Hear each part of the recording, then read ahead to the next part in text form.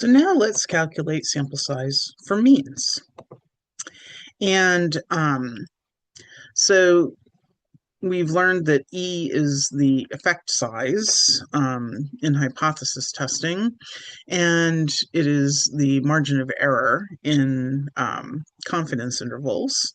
And so how would we take our confidence interval formula and turn it around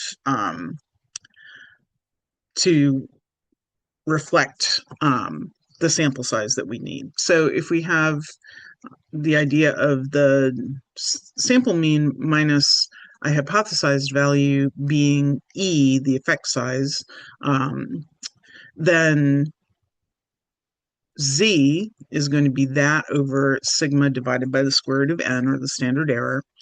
And so if we multiply both sides by that denominator, we get Z times sigma over the square root of n equals E. And then basically, we need to get the n over on the right and the E in the denominator.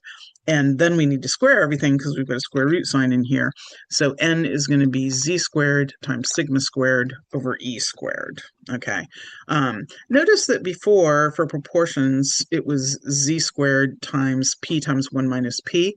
So you can see that the sigma squared is like the P times 1 minus P, being kind of the core of the standard error. So here's an example. We want an accuracy here of 0.10, so 1/10 of a point on a Likert scale like a 5-point or 7-point psychological scale. We're going to use 95% confidence again, so Z is 1.96. And based on a similar survey a year ago, we have an estimate for the standard deviation of sigma equals 1.39. So what is n here? Okay, so we have n is equal to Z squared, so 1.96 squared, times sigma squared, so 1.39 squared, all over E squared, so 0.10 squared. And that works out to 741.12. We would, of course, round that up to at least 742. And here it is all worked out for you, so you can follow all the intermediate math. So that gives us a fairly large sample size that we're aiming for there. Okay. Now, similarly to proportions, if we didn't have a proportion to work with, we sort of went with this conservative method of using 0.5. What do we do with means?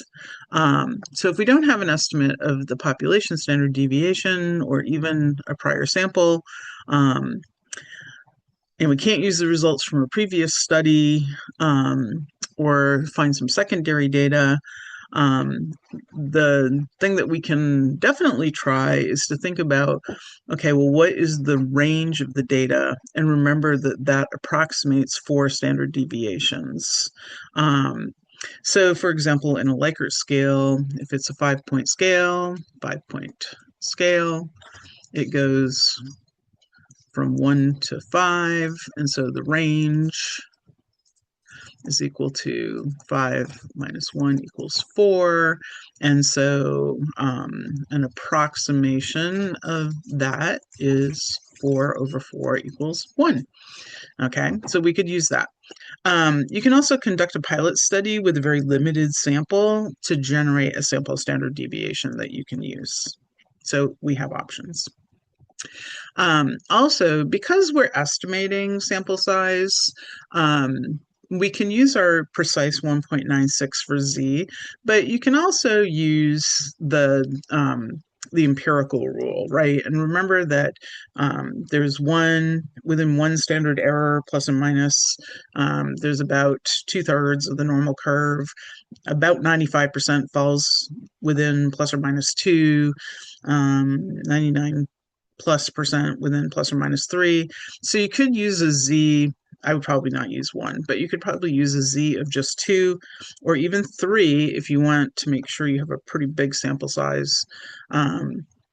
instead of using the 1.96. So you can use some judgment there. And that's it for sample size for means.